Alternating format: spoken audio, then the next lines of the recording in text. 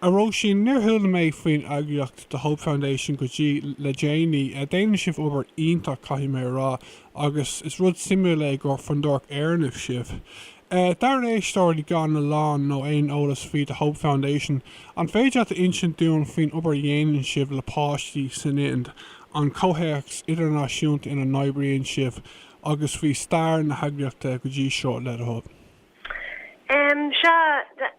Buníh an Hope Foundation nélig no Canné chun agad dhéanamh le haig teacht de cholíní agus is cóhannacht chlóra éannach é le ifigí in éirins an ins an bhatan agus sa garamán agus sa státeinte le déanaí freisin.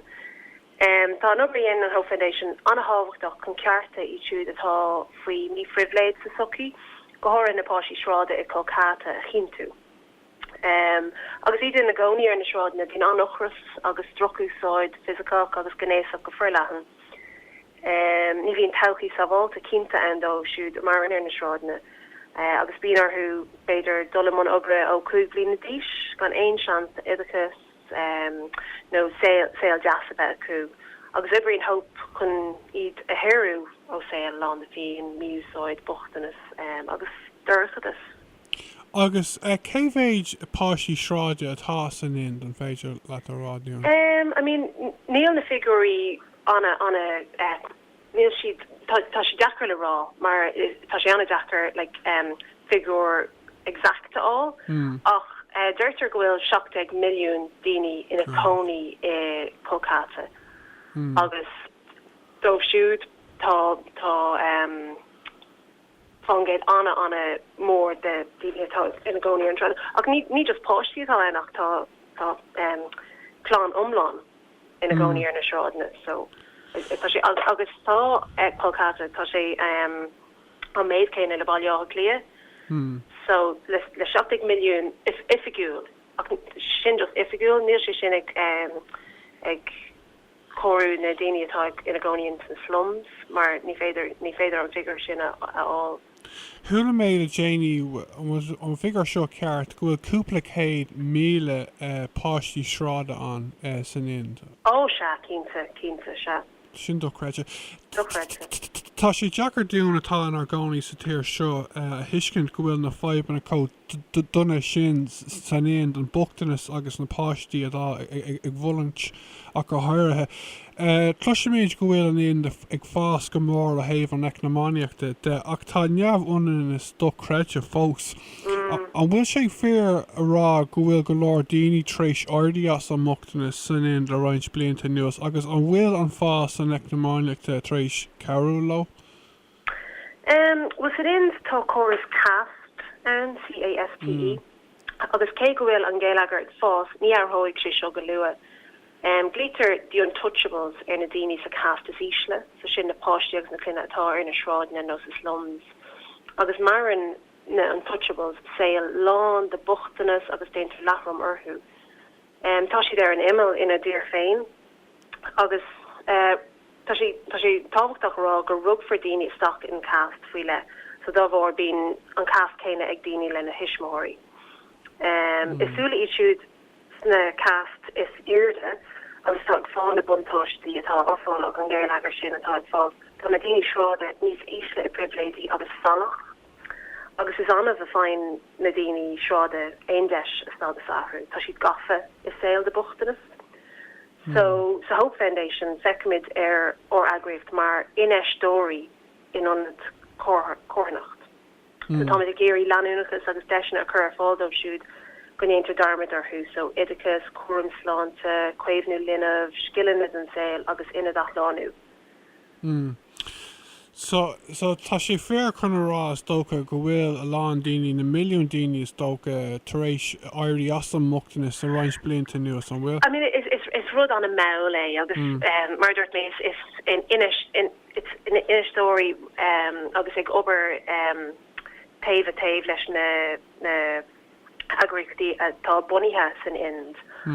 So is rud an a mail ach tá sé ag fiosú beagání. Yeah, just like a caint faoin in go generalta le mé altar si vigilín the Gates Foundation or Bill Gates, you know, cúpa lá hin an sih sin impatient optimist CVntaach é agus dúirt bhí scríbnú amháin duine amháin ag scríomh go bhfuil cuasaí políteachta sa tír níos sé go hanmhaith ach irid. Rinne cinenne le déanaí san ardcóirt ag cór cosc ar homogenéisachas. Tá seo is go raibhéin álas go fhí sin? Unarsúla mé sin ach tá sé cinnta darfa tá cuasaí políteachta níl si go mág tá sé anna mí chohrúm agus tá lán tá just níl sé chohrúm donna daine tá ina gcónaí nach níorsúla méid faoin cosc sin nó. Tá neamh-ionan is dochreise an. Ach tá an dóchas san éond agus ó thaobh na páistí sráide seo tá sibh ag obair le tá go leor fundúirtaí eile ag obair le cosú libh sé freisin nach bhfuil? Cinnta darfa se má fáin tú sátas nó rudí diúltacha níróí le rudí dearfacha a dhéanamh sin an bunléine. Tá bogur fada os córan ind ach is féidir an dóchas a thugamid dus na páistí seo eiscint. Tá ag obair le go leorpáistí tá mar an chéad glún de Elamóí in glinsa. So river seo ní a bhéin seanach raibh ein saoil nó deircha nó ceannálacht gnéasach nó obair láh in andómh. So ní seo iad an céad grúpa, an céad glún de páistí a bhfuil ag dulgadí scóil agus ag dulgadí chláiste. Inniu an bliain seo tá an Hope Foundation ag ceúra an cúdéú brethla. Agus is féidir an difric tá dhéanamh sa pobal eiscint. Tá an napáistí a tháinig chun nuair bhídí cairn nó cruú bliana díis. Tá siad san ag dulgadí an chláiste inis agus ag cáiliú mar inaltóirí, doctóirí, múntóirí, cócarí, agus tá roinnt an napáistí seo ag tagan arás go dtí an Hope Foundation, tá si teachtarás agus tá si den isis mar múntóirí nó Ibrislánta ag obair leis an Hope Foundation. Mar hasína hu tuairt arás go dtí an cólacht agus tuairt arás taréis an deis a fuair siad san. Sin go híntaach agus an féidir a rá dún céhhéid páistí oibríonn sibh libh go generálta agus Beiidir céhhéid a bhfuil sibh tréis cearú lo thna 15 bliana. níl na figurí sin a gom níl na figurí tá is a gom go bhfuil nuair bhí mis an tá lán títhe ag an Hope Foundation ach tá also ibríonn siad le NGOs atá bunithe in san in freisin, so agus an sin tá siad ag dul amach go dtí na slums agus ag obrú go neamhdíreach leis na páistí tá coní amach an sin freisin. So níl na figurí díreach a gom ach tá is gur an páistí iad se. Okay, just fi mé sin ceiste cóirt a fhí sin luú túin sin catú camá le gobar san ar féidir a sin ó féile le há? Yeah, cá mé séhí ag obair i Kolkata leis an Hope Foundation. Bhí mé bhaintach le lán tionscan difriúil is Ibrí Sosialta mé an seo in Éireann, agus cá mé mo chuid an sin ag obair leis an Ibrí Sosialta atá fostithe an Hope Foundation.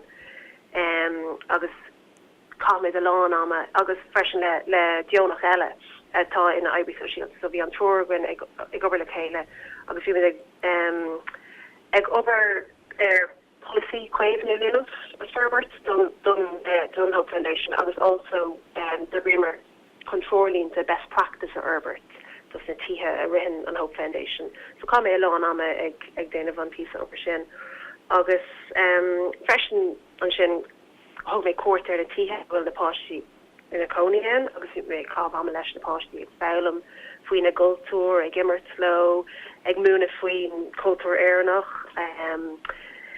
kume de makke trus na lei agus fi mid rinnemid couple Johnson of paintall insnatihe leis na posti.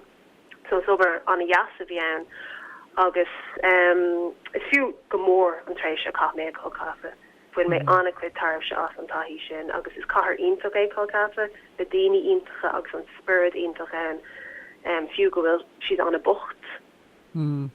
is cathal in it. Yeah, near hula me amach with G like a written shockton and shocking shockacha like K Comore K and lean partially shrouded ta on gone idicus sanind August tashi duck redsha like idir gawk headers carcade me like captainship partially layman figure shin tashi duck redsha Díobh sé ag tá I gcobar lá san ind agus dud well tá sibh sé mar an tain fundóracht in éireann atá gcobar lá bhfuil is tócha go bhfuil tá sibh sé mar an tain fundóracht in éireann ag gcobar lá an bhfuil is tócha well tá